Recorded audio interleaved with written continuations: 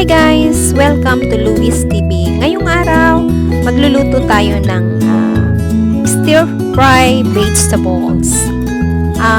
Ito ating mga ingredients, ang sliced garlic, red onion, green and yellow bell pepper. Para sa atin po namang mga vegetable, we have the young corn, we have button mushroom at kinatbi lang siya sa gitna. We have maitake, and meron din po tayong carrots at itong broccoli and broccoli stock.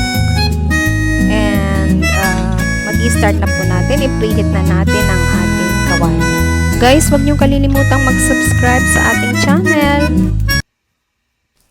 At dahil mainit na ang ating kawali, ay lalagyan po natin ng butter. Butter po ang gagamitin natin panggisa sa ating mixed vegetable na gagawin ngayon. Lalagay natin po ang sliced garlic.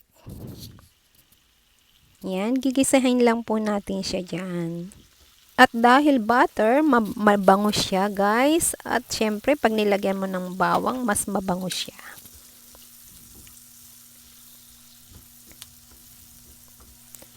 Special request po pala ito ni Miss Joy Madriaga of Naga City.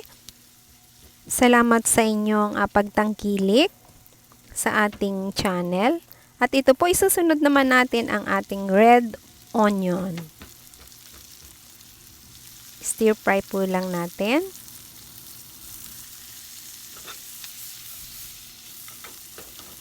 Bango-bango da guys. Ang bango-bango.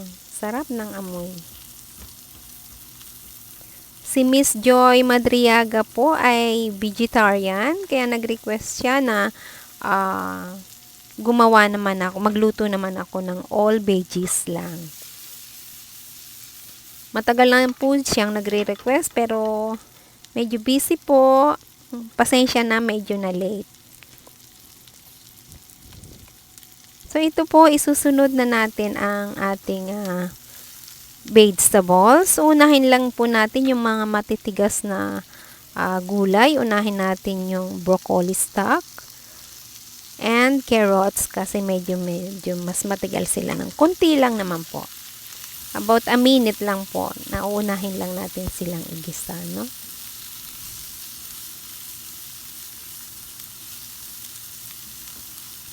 Pure vegetables po ito, and yung mushroom natin parang siya yung alternative para sa karne, yung mahilig sa karne, ganyan. Kung ano lang po yung vegetable na naandito sa aking bahay ngayon, yan lang po ang ginamit ko. Pero marami pong mga vegetables na pwedeng gawin. Kung ano yung nasa rep nyo, yun po ang gawin ninyo. So, isusunod na po natin ang ating mushroom. Magkasama na po yung maitake and yung button mushroom. Yung maitake po, I don't know kung meron sa atin dyan sa Philippines. Pero sa iba't ibang bansa, meron ito sa palagay ko. Pero napansin ko nung umuwi ako dyan sa atin sa Pilipinas, maraming klase na rin ng mga mushroom na tinitinda sa supermarket. Ayan po, inilagay na rin po natin ang ating young corn and broccoli.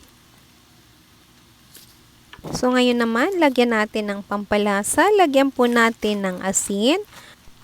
Himalayan pink salt po, pero any, pwede nyong gamitin. At ito po, black pepper. Ayan po. So, lalagyan na rin po natin ng hot water. Guys, nakasanayan ko na hot water ang nilalagay ko pag ako nagigisa para mas mabilis po maluto. Alam nyo kasi guys, pag mga working mothers, pag naandito ka sa ibang bansa, hindi uso dito ang katulong, kaya lahat sariling sikap. At dahil sariling sikap, dapat maparaan. At ngayon naman po, tatakipan natin siya for about 3 to 5 minutes para maluto po ng maayos yung ating vegetable at the same time kailangan bantayan para hindi po siya maging labog, ma-overcook. Dahil ayaw po natin ng overcook ang ating gulay. At habang niluluto po natin ang ating veggies, ihahanda naman po natin ang gagamitin nating sauce para dito sa ating vegetable. Instead po na oyster sauce, ito po ang lagi kong ginagamit. Gagawa po ako ng soy sauce, 1 kutsarang soy sauce. Lalagyan ko ng 3 kutsarang water. Ayan. Then, lalagyan din po ng cornstarch. Alam nyo guys, pag meron talaga nito, ang sauce na ginagawa ko na to, ang ating veggies is, alam mo, looks yummy. Tayo pa naman, sa tingin pa lang, natatakam na, di ba guys? So, ito, tapos palagay ko luto na ang ating veggies. Ayaw natin siyang maging labog. I-toast lang natin siya.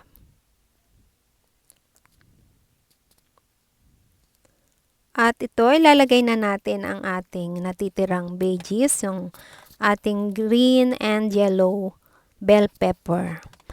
For our seasoning po, ang gagamitin po natin ngayon ay magic sarap. So, ilalagyan about 1 spoon lang po ng magic sarap. Yan po ang ating pampalasa ngayon.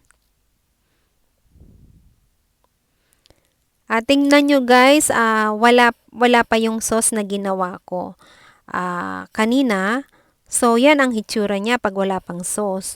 Tingnan nyo ang pagkakaiba guys pag nilagay ko na yung sauce. Ayan.